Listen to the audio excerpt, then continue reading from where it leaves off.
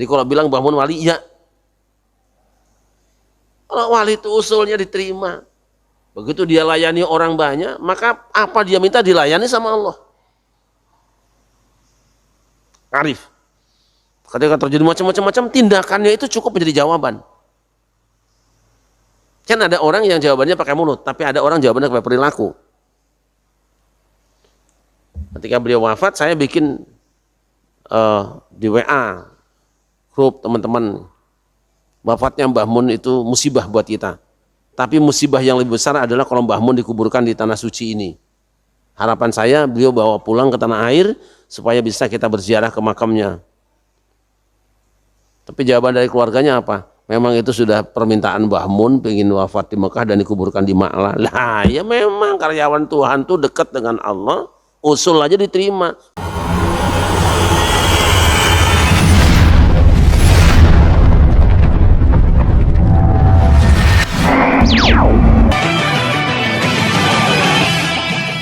Alim, amil, arif, baru wali.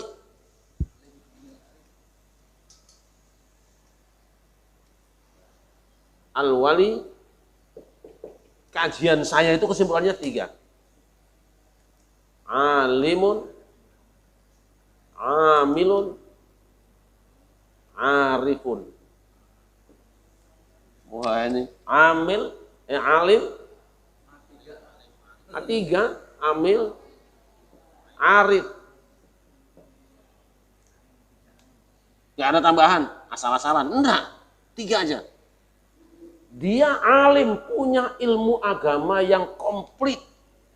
Tentu sebatas ukuran agama yang dimiliki oleh umumnya manusia. Kalau dengan Nabi nggak bisa dibandingkan.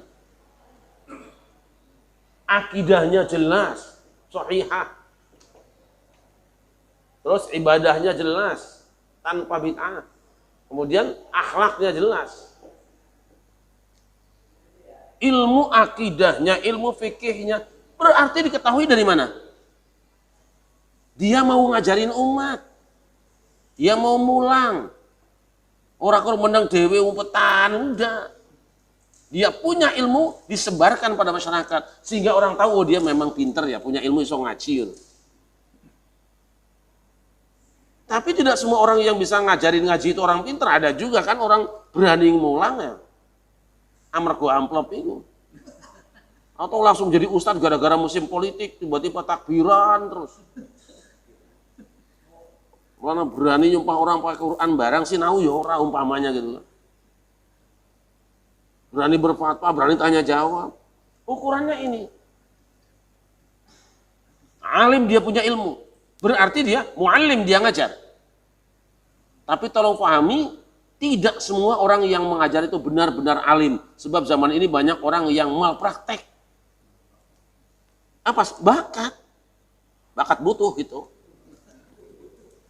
Bakat tingku butuh. Butuh, bukan kutu. Butuh. Dunia.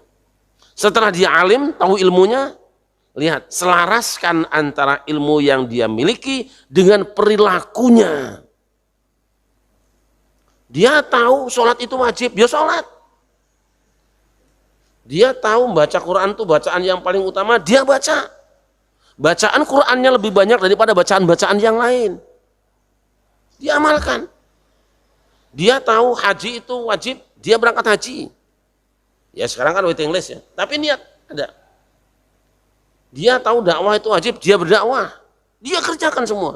Ibadah dia amalkan. Baru yang ketiga, arif. Bijaksana di dalam menyikapi kehidupan ini. Ketika ada sesuatu orang bingung tidak bisa memecahkan, dia tampil ini loh jalan keluarnya. Salah satunya nanti ketika orang ada masalah, maka orang-orang datang ke tempat dia, doanya mustajab. Saya tidak pernah ragu-ragu kalau Mbah Mun itu wali. Lah wong iya. Berpuluh tahun jadi kiai, mulang ribuan santrinya, dia baca kitab kuning, perilakunya juga ya. Bayangkan dakwah saja Mbah Mun itu, saya rombongan kan. Nggak kayak saya diundang tablik akbar. Kita turun, lalu mampir di musolanya, saya bilang sama salah seorang santrinya, Mbah Mun daripada sowan Mbah Mun, mohon maaf Pak, tidak bisa, nanti jam 7:30, ini masih wiridan. Saya bilang, sampaikan ada Syarif Rahmat dari Jakarta. Balik, endi? Gak ada gengsi, gak egois. Dia berdoa menghadap Allah, tapi datang hamba Allah. Sama ini menghadapi hamba Allah juga. Menghadapi hamba Allah hakikatnya sedang kerja di hadapan Allah. Terus guyon sama saya tuh karena sudah tua ya Syarif. Jadi badannya kurang enak, gini. Mungkin kalau dipijit sama Yai Syarif enak, ya saya pijitin, videonya ada. Itu di tempatnya. Ketika anak saya menikah, ayo. Saya bilang, bangun, mbok ya lenggah di gubuk saya. Saya coba nek kerso panjenengan sini sama putrinya bawa. Saya bawa ke hotel di dekat Polres Tangsel. Yo ceramah di situ. Gak ada berat. Memang karyawan Allah. Jadi kalau bilang bangun wali, ya. Kalau wali itu usulnya diterima. Begitu dia layani orang banyak, maka apa dia minta dilayani sama Allah. Subhanallah. Arif. Ketika terjadi macam-macam, tindakannya itu cukup menjadi jawaban. Kan ada orang yang jawabannya pakai mulut, tapi ada orang jawabannya pakai perilaku. Ketika beliau wafat, saya bikin di WA grup teman-teman. Wafatnya Mbah Mun itu musibah buat kita. Tapi musibah yang lebih besar adalah kalau Mbah Mun dikuburkan di tanah suci ini. Harapan saya beliau bawa pulang ke tanah air supaya bisa kita berziarah ke makamnya. Tapi jawaban dari keluarganya apa? Memang itu sudah permintaan Mbah Mun, pengen wafat di Mekah dan dikuburkan di Ma'lah. Lah ya memang karyawan Tuhan tuh dekat dengan Allah, usul aja diterima. Kenapa? Selama ini beliau tidak pernah menolak permintaan orang. Allahu Akbar. Orang minta apa? Yes. Maka ketika dia minta ke Allah, ta'ase. Semua kamu sudah sibuk melayani manusia, maka aku layani kamu sekarang. Karepmu apa? Aku pengen mati di Mekah dan dikubur di Ma'lah, wis dadi. Subhanallah. Oh. Orang kayak gini ya. 3 ini. Tapi hidupnya dia ya mulang. Hidupnya menegakkan syariat. Tidak pernah menciptakan gangguan pada orang. Dan jiwanya sudah matang. Ya, saya kenal Mbah Mun kan puluhan tahun sebetulnya, tahu lah, walaupun saya nggak pernah nyantri. Tapi saya merasa santrinya, wong beliau juga nggak merasa rugi dia aku guru sama kita toh. Iya, namanya orang ngaku. Nah, wali ini ya. Kalau orang sudah sampai pada saat tahapan ini, wali dia.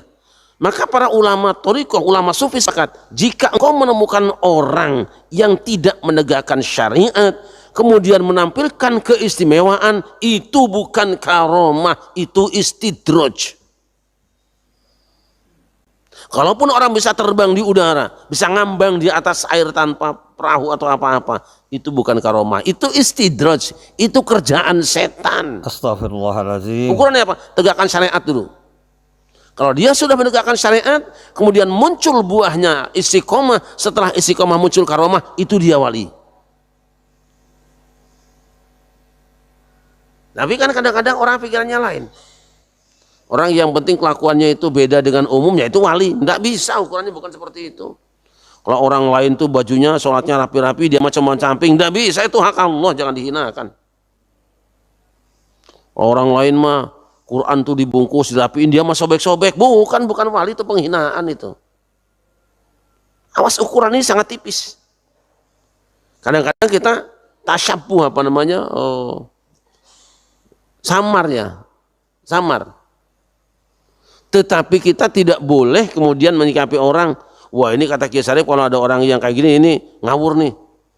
Ada orang sini, wah ini kamu berarti bukan wali, kamu itu ngawur, kamu itu ditabok orang. Apalagi kalau ada jamaahnya udah terlanjur gitu kan. Yang normal aja.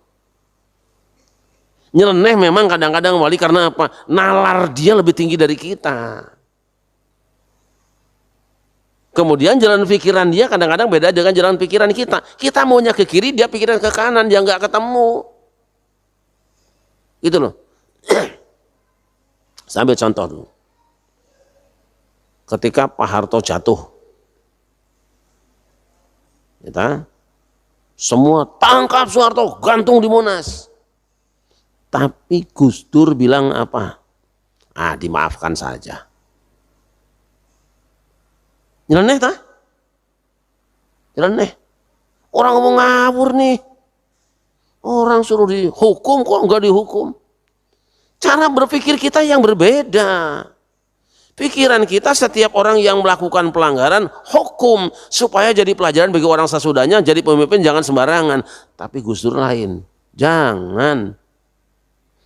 Yang terlihat bukan cuma Gus Durnya, tapi kelompoknya, partainya, rombongannya, kroniknya, enggane dihukum, dipermalukan, maka yang separuh anak bangsa ini gak terima, merasa dipermalukan, perang saudara. Itu cara berpikir itu bijaksana dalam menyikapi masalah. Jalan keluarnya itu lebih tepat. Lalu kalau dipermalukan misalnya, belum selesai 100 tahun permusuhannya, bisa jadi. Kayak itu juga Ali bin Abi Thalib. Sampai para sahabat yang banyak juga keder. Lah udah nyata-nyata Utsman bin Affan itu dibunuh, pembunuhnya ketahuan, si A, si B. Karena Hasan dan Husain konon ikut meronda di kediaman Utsman bin Affan. Kan enaknya itu pembunuh tangkap, bunuh, selesai. Ali telah melanggar Quran. Ali menyalahi syariat. Ali melanggar Rasulullah SAW. Siapa tangkap, bunuh, selesai. Wih, kurak pikiranmu. Benar kan? Tapi orang tadi benar tak? Pembunuh harus dibunuh. Tapi Ali sebagai seorang waliullah min auliyaihi ta'ala, seorang yang keparak dengan Allah, jalan pikirannya bukan ke situ tok. Diberi oleh Allah cahaya untuk memahami situasinya. Utsman terbunuh karena ada situasi di mana umat sudah terbelah. Terbelah karena ada yang sedang ambisi juga sebetulnya.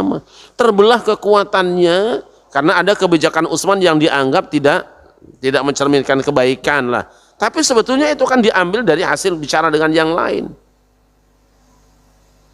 Andaikan ini Bani Umayyah sudah siap juga di situ. Yang paling ambisi kan Bani Umayyah, sedangkan Utsman juga dari Bani Umayyah. Andai kata saat itu pembunuh Utsman diambil, sedangkan dia adalah eksekutor yang ditugaskan oleh satu kelompok manusia yang juga banyak jumlahnya, bukan cuma 2 orang ini yang mati. Si pembunuhnya mungkin langsung diserbu di muka umum, perang saudara Islam, bubar. Di situ butuh kecerdasan Ali bin Abi Thalib. Oke, selesai masalah itu.